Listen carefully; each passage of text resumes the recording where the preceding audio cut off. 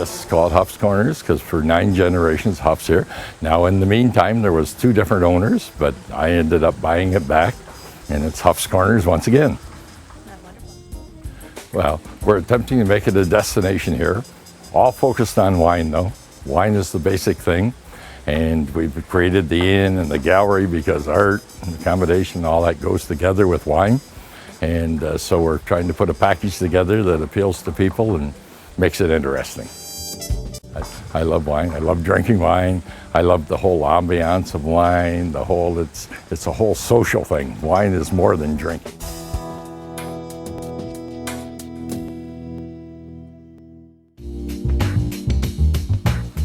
Alors, in our vineyard in South Bay, which is located about 40 minutes from here on the east of the island, we have all the vinifera, Pinot Gris, Chardonnay, Merlot, Cabernet Sauvignon, Cabernet Franc.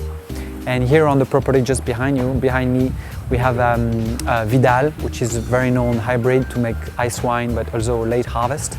And then we have 3 different grapes, Frontenac Gris, Louis Vincent, and another hybrid from North Quebec. So we're trying to have 2 different located vineyards. One will be selected hybrid and one selected vinifera.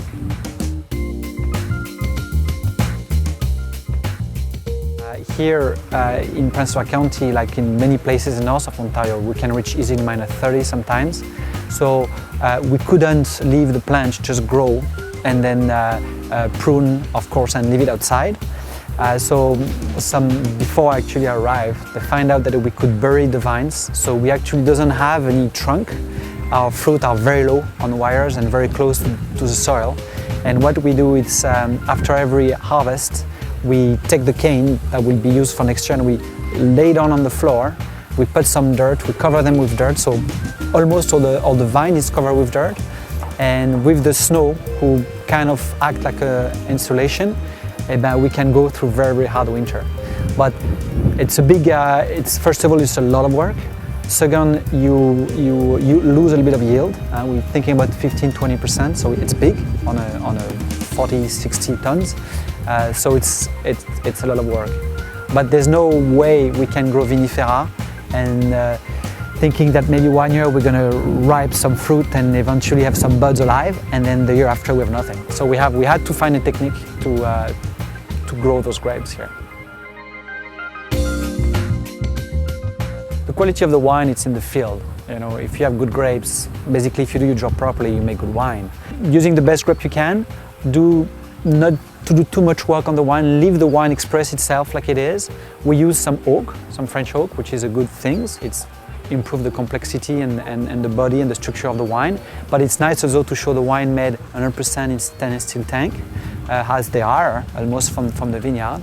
So I would say on the winemaking, it's a normal process. After that, there's decision to make whenever you bottle the wine, whenever you want to filter it. So that can maybe interact after the final product. But the main thing is to show that the wine produced in Prince Edward County has a style by themselves. You know, we're talking about the terroir, we're talking about the soil, the climate, and all that acts on the type of flavor and aromas that we extract from the plants. Well, I think people are impressed with what we already do after 4 years, and that's a good sign. I think with the time, when the grapes will be older, we'll improve the complexity, the length, a lot of things in the wine, but so far the good response for people, it's the wine has a character already that they can understand, and the quality is here. And I think some people are always impressed that we buried our vines and all that work needs to be done to produce a bottle of wine. So that's something we show them. We show them all that work that we do, and that's the result. And they find out in the result that the product is nice, has the complexity in itself, and express probably the place where they are.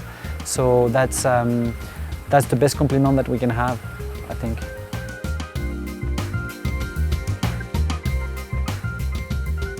As you can see, there was a difficult, it's not an easy place to make wine, but there was this thought a little bit to develop sparkling wine. First of all, because the short season that we have to grow grapes, also because it's a product that I really like, it's one of my favorite wines. And then also because we had extremely good soil here, with clay and limestone. So the idea was to really develop a wine was new for the region, completely new. And then we now are at the third production, so it's a good product. We're happy with it. We call that first frost because the grapes, most of the grapes are picked after the first frost, so when it's a little bit frozen, not completely. But also because the idea was to make a sweet wine, far from ice wine. We always find that ice wine is very sweet. So the idea was to produce a semi-sweet wine. And then the idea came, in fact, when the first 2 years we produced a bit of ice wine, and I was very impressed always how beautiful tastes the juice and the sweetness of the juice by itself, even before becoming an ice wine. And then what we did with the first frost is we harvest most of the vines, of the grapes, sorry, when it's time to harvest. The wine ferment dry with natural yeast by itself, and then we keep a little bit of the grapes on the vines that we harvest in December, January when it's really frozen.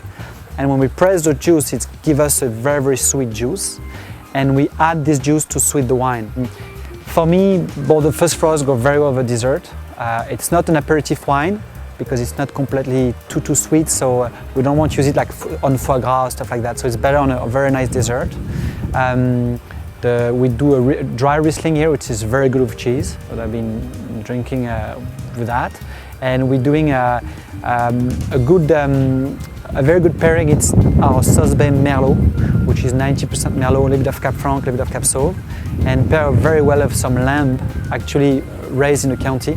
We're trying to do that a little bit, and it's type of pairing that I like. But like again, I think it's the pairing is very free. I think people should try to pair what they want to drink and want to eat.